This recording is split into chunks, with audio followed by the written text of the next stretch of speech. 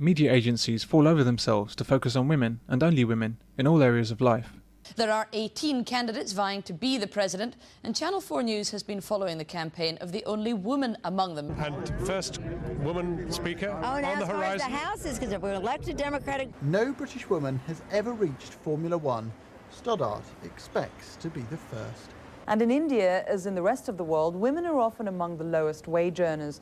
Now the ILO is using a novel program there to open the door to decent jobs for women. In the UK, it's quite possible to watch 24 hours of television or listen to hours of radio or read an entire newspaper and not find a single story about men.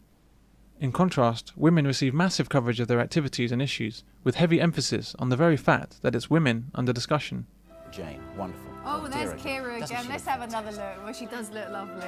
The United Nations is also helping women in Zambia. But I also think women should have a right to choose, and they should have a right to control their body, and that they should have an alternative. An Afghan woman stands before a wall of men and tells them why she should be president. She says the 17 other presidential contenders, all of them men, just don't get it.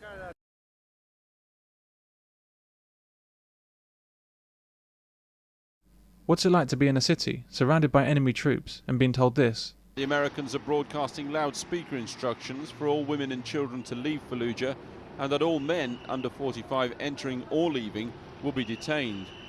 How scared would you be as a man? As a young boy, he was sent off to fight in the Iran-Iraq war, as so many of these young boys were. He always wanted to be a painter, so he survived the war, but obviously it completely scarred him. What's it like for a 12-year-old boy in Afghanistan, conscripted into the army and taught how to use a machine gun? Who knows, he might not live to see his 13th birthday.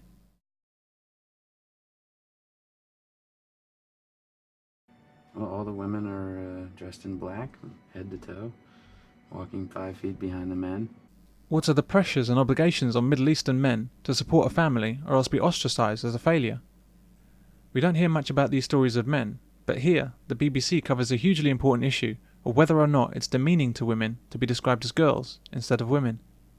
Instead of focusing on the slaughter of men in Iraq or Afghanistan, while women are protected from frontline roles, news sources want to tell us how difficult military life is for females.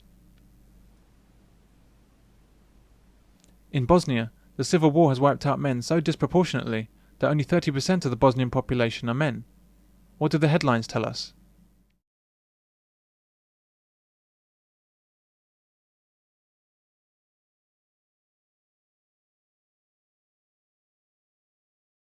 Neck, bruised knuckles. What killed her?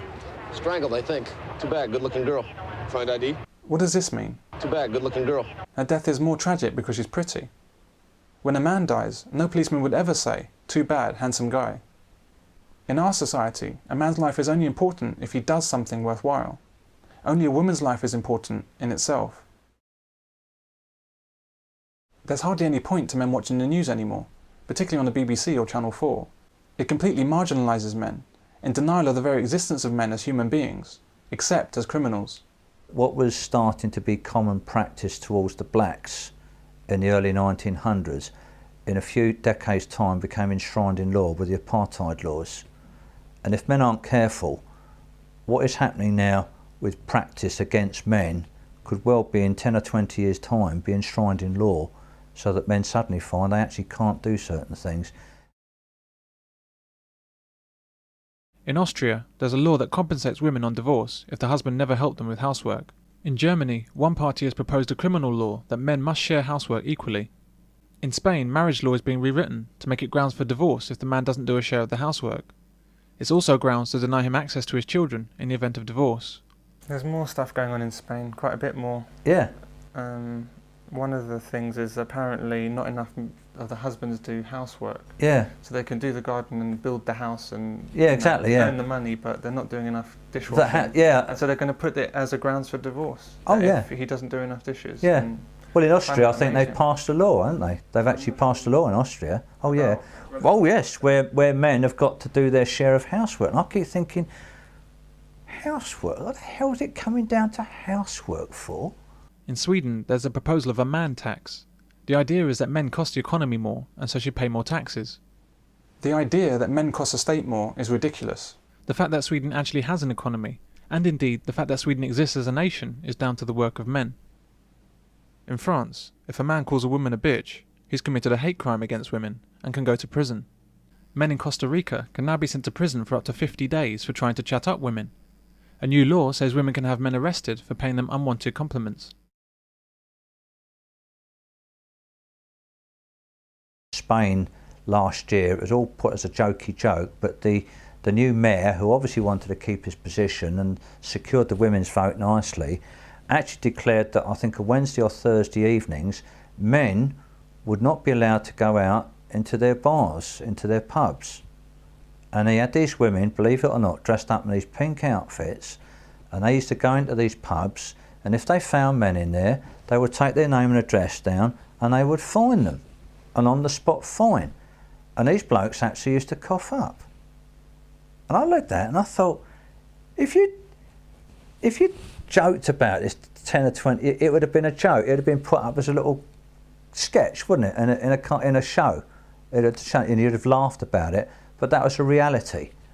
And they said that the money collected was going to go towards women that suffer from domestic violence, but only men would have to pay it. So in 2 hits, they labelled men as the aggressors, and they also demeaned them by telling them they couldn't go out on a Thursday evening.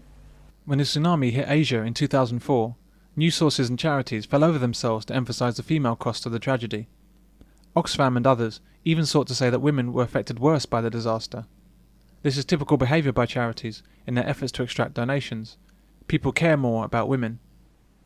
Rather than draw any attention to the scale of male deaths, or to the enormous numbers of men who risked their own lives to save survivors and who proceeded to reconstruct the area, the news instead wants to tell us that children were vulnerable to men in the resulting confusion. Orphanages are preparing themselves for a huge influx of children, but aid agencies are warning that paedophiles could try to exploit them. UNICEF's Director of Child Protection in Indonesia made this statement about the danger of male paedophiles based on nothing more than her own imagination. Here we're told of rescuers finding a baby, but the fact that all the rescuers are men goes unmentioned. Using sledgehammers and blowtorches, a team of rescuers tried to make a hole in the concrete rubble of a house buried under tons of mud. It seems that we much prefer to imagine crimes that men might do, instead of highlighting the heroism of men in front of our eyes. The misandry in the tsunami coverage is not isolated, it's a common occurrence. Following Hurricane Katrina, thousands of evacuees sheltered in a sports arena.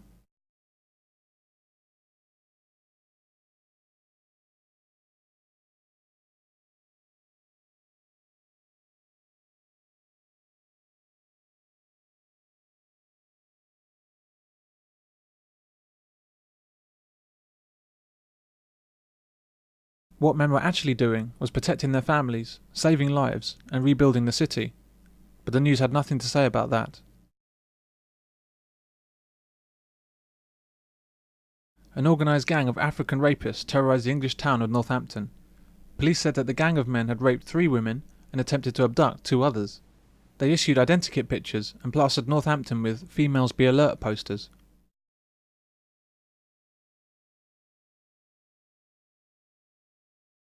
In all these stories, the assumption is that men turn into animals given the slightest chance. Women's accusations are taken at face value, no matter how outlandish. The headlines are freely published, with no need for evidence, because we've all been primed as a society, over decades, to instantly believe the worst of men, even after story are disproved. Here's Johnny!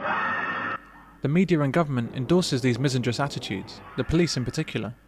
As a result, we're ignoring our instincts and swallowing lie after lie about men. The modern and unspoken sense that all men are violent, abusive thugs, despite the reality of the men in every woman's life, or indeed man's life, their fathers, brothers, uncles, sons and lovers and friends. Every time you turn on the news, I kind of blame the media for what's going on wrong in the world right now, because they kind of just perpetuate stereotypes about people. They don't tell you that's what they're doing. They don't go, hey, this is what you need to think. But they know how people's brains work. What they do, they enforce all this shit, you know? Imagine in the morning opening the paper. Turn on the TV and the first thing on the news? Radio discussion. Of course we know that most women aren't malignant child murderers, but some are. The question is, should those women be the only women we hear about on the news?